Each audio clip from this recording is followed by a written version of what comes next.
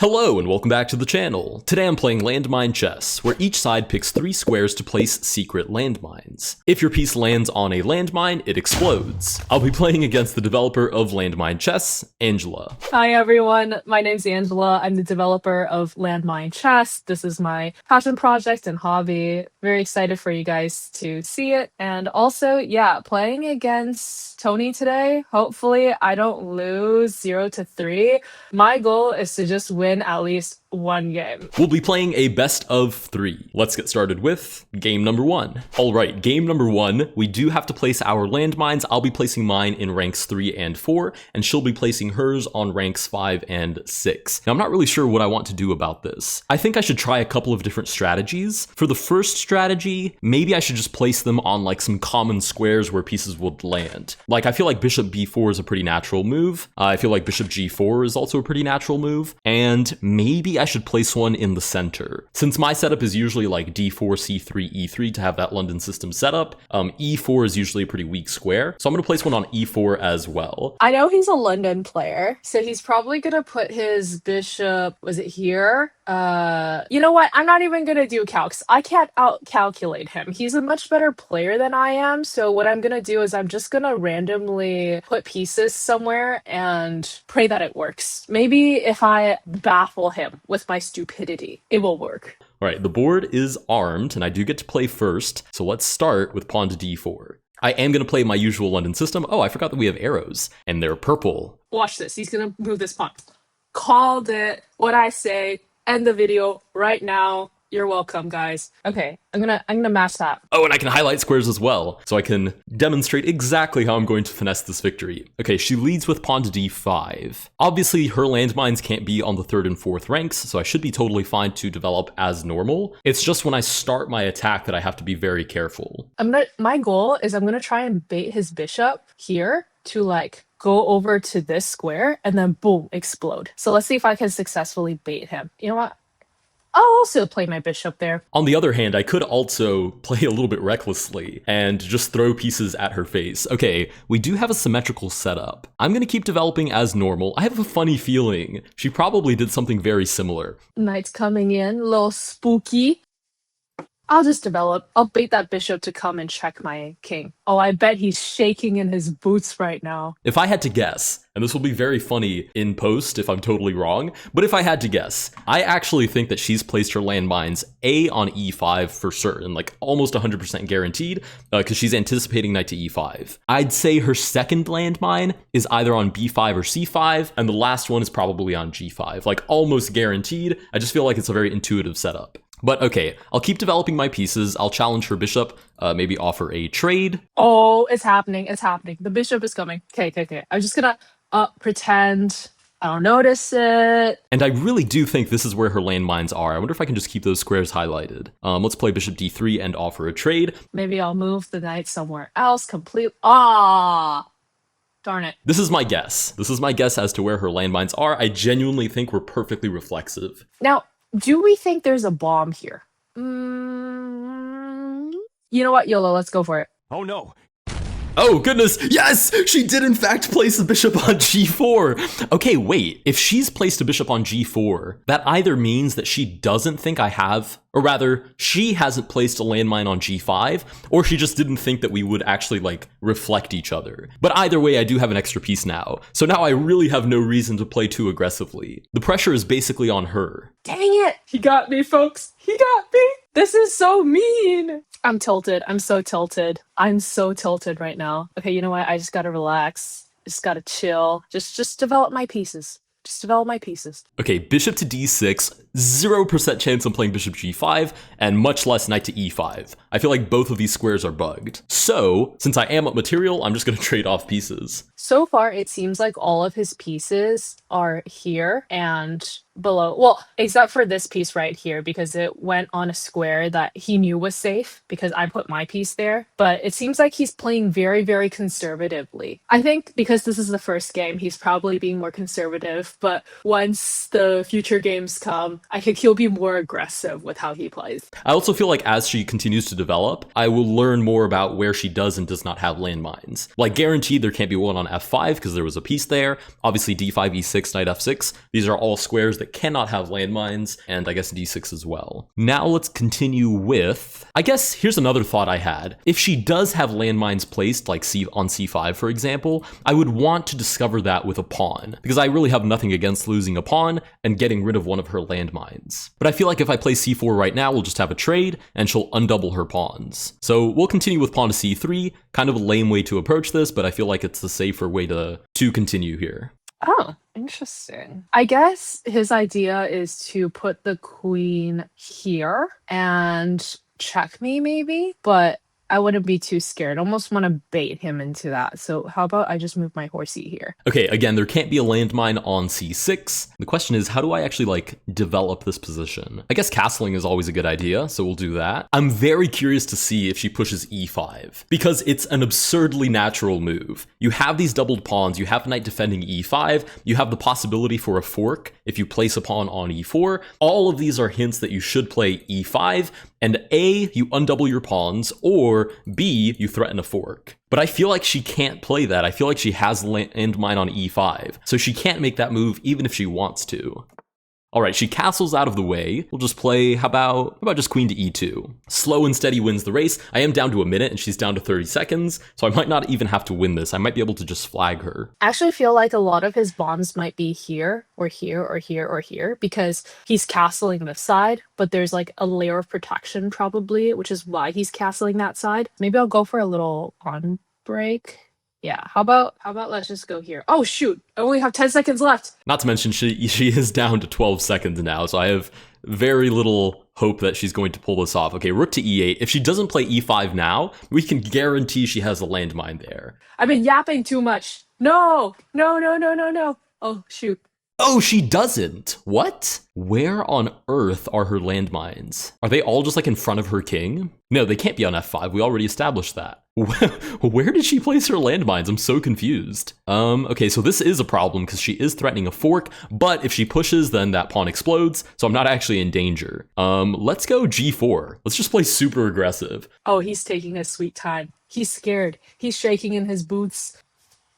What? Wait, what? If she takes, I have rook g1, and I'm really excited about the attacking possibilities. Oh, she exploded her pawn. She only has a second left on the clock. I thought the game had ended, to be honest. Let's keep pushing forward. Oh, she did have a landmine on g5, but we did manage to flag her and win game number 1.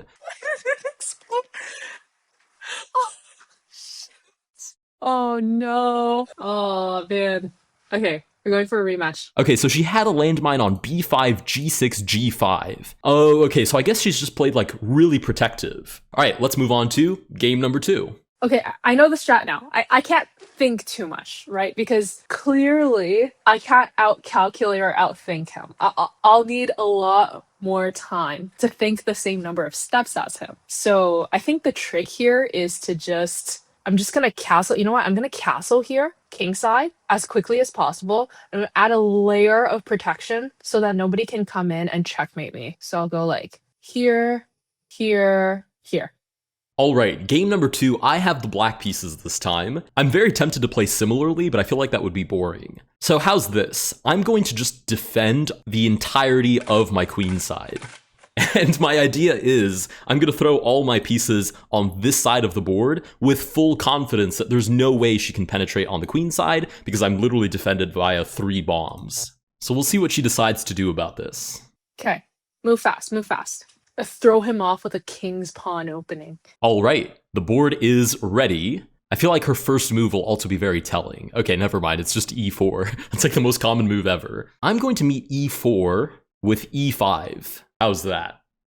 We do get bishop c4. I'm going to play this a little bit close to the chest. But again, my general idea is crazy kingside attack and full protection on the queen side because I have a whole bunch of bombs placed there.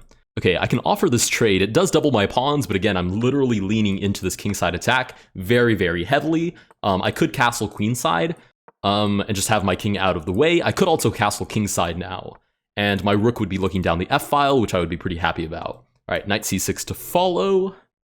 We get knight to e2. I wonder if her plan is to also delay castling. Let's go bishop e7 for the time being. Oh no, wow, my bishop is so vulnerable. It's, wow, there's no pawn here to deter the knight from coming here and taking my bishop here. Oh no. He should probably do that.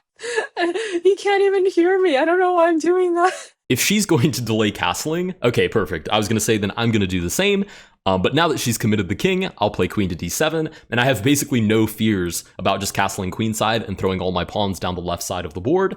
Again, because even if she were to try to push, she would literally just get her pieces exploded. I actually wonder if I can launch a like queenside attack, because it seems like he might not have the same strategy twice in a row. And also he moved this pawn, which, I mean, it could deter him from castling this side, but I also think it gives him a lot of, exposes a lot. Oh, king side. Okay. I mean, sorry, queen side castle. Okay.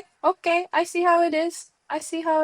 Let's go for a pawn storm on this side. And I don't think she can break through in the center either, because I think she's placed a bomb there. All right, here come the pawns. Should I try and distract her with some free material before she realizes what I've set up on the queen side? I feel like I should. I'm going to play pawn to g5, offer her the free pawn. If she takes it, she just opens up the semi-open file, and I should have attacking chances. Oh, shoot. He's going for a pawn storm. If I don't take it, it'll be a little too sus. So you know what? I'm going to play a prophylactic move. If she doesn't, she'll push the pawn and just blow it up in the process. Okay, nice. Pawn to h3, we push. Oh no. Oh no, I've been baited. Let's go! I baited him into it. Guys, I'm a genius. Am I a genius or what? Oh, you've got to be kidding me. I think she did that on purpose. I feel like she played this knowing that I was going to play pawn to g4 and lose the pawn. But luckily she's run into the same problem and exploded one of her pawns. Never mind, spoke too soon. You know what? That was planned because now I have my rook and my bishop line here.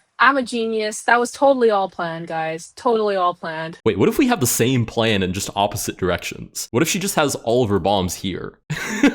That would actually be really funny. Oh, I'm super low on time. Okay, let's drag the rook into the equation. And then maybe I can play like d5 and look for queen to h3. All right, I do lose this pawn. Not much that I can do about that. I'll push d5.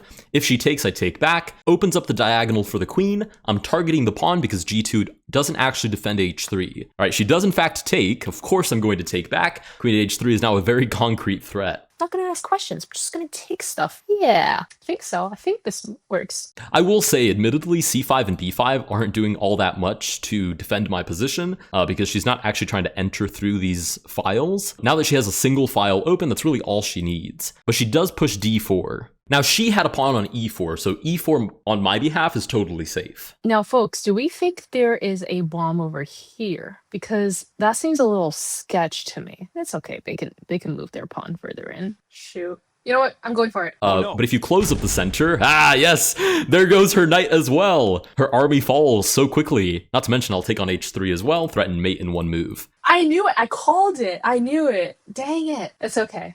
No! Wait, I missed that move. I got this, guys. I got this. Not by capturing the king, of course, but rather by threatening queen takes g2.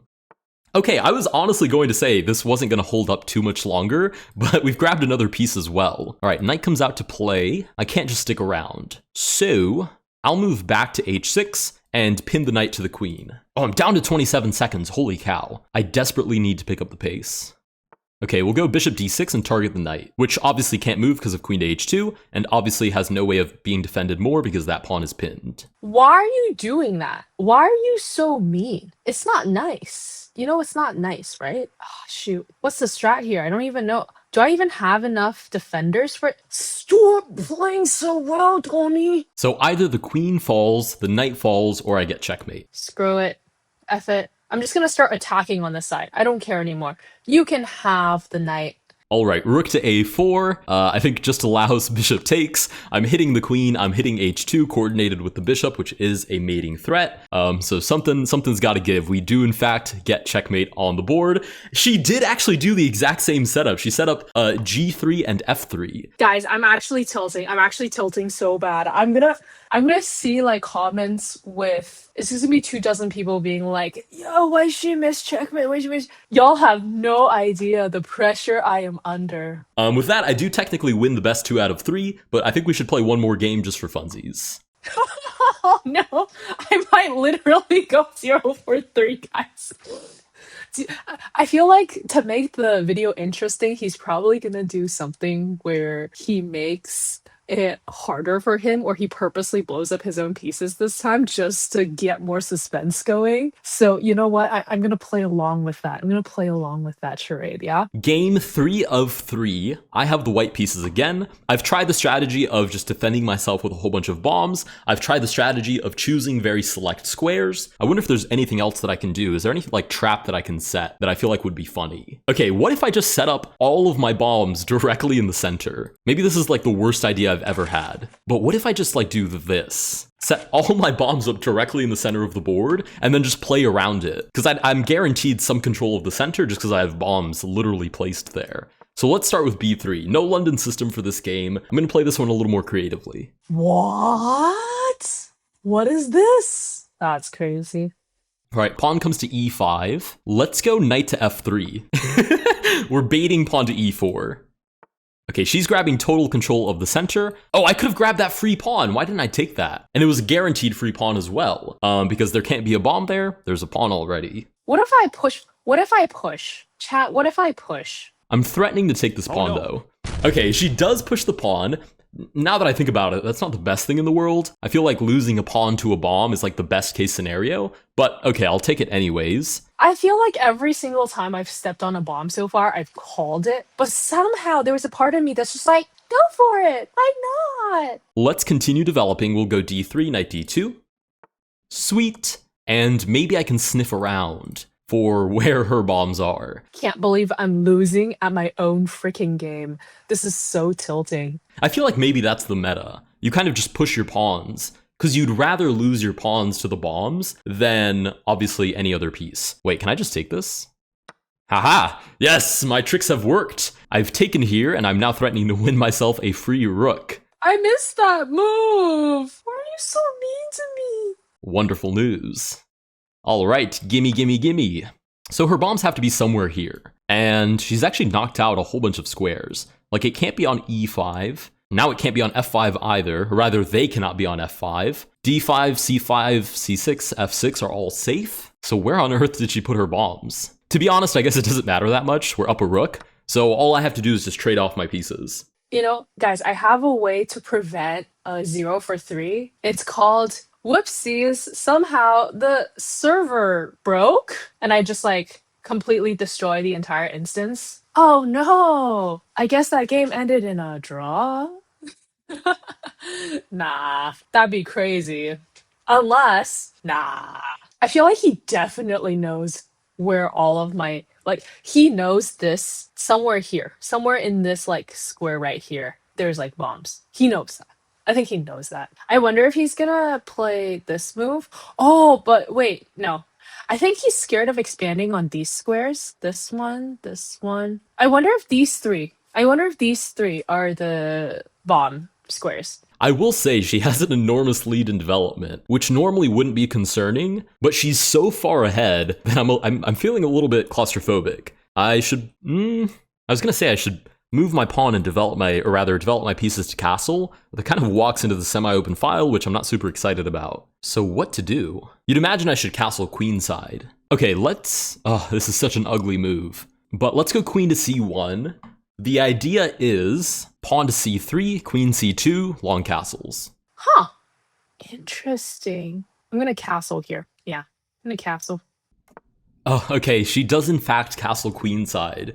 I should have been more concerned about this. Because even like rook to e8, threatening bishop d3 is a huge issue. And I only have a minute. Okay. I really... Oh, maybe if I can trade off queens, that would save me like a lot of headache. But I don't even see how to set that up. Oh, why am I playing like a beginner? Okay. Rook to b1, queen b2. And we'll look for the queen trade. Oh, what an ugly position. But I am up a rook, so it should just be a matter of simplification. Okay. I just need to keep my head on straight. If I can trade pieces, I can get rid of her attack, and I can enter an endgame where I'm up material. It just shouldn't be more complicated than that. I'm calling it. His bombs are here, and here. What the? Okay.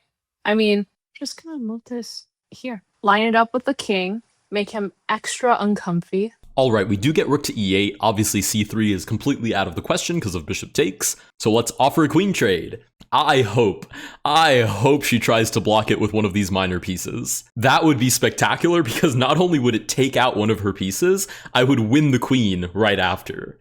Fascinating. He wants to trade queens. That means he's scared. He's trying to provoke me to play something like this. I'm not gonna fall for it. Nope. Even if she plays d4, it would explode her pawn and then her queen would be completely free. No, she moves the queen out of the way. I was really hopeful that was gonna work. Okay, I can't spend too much time. We're both down to 30 seconds. So we'll go g3 fianchetto, and then maybe I just commit to the kingside castle anyways, even though it's a little bit sketchy.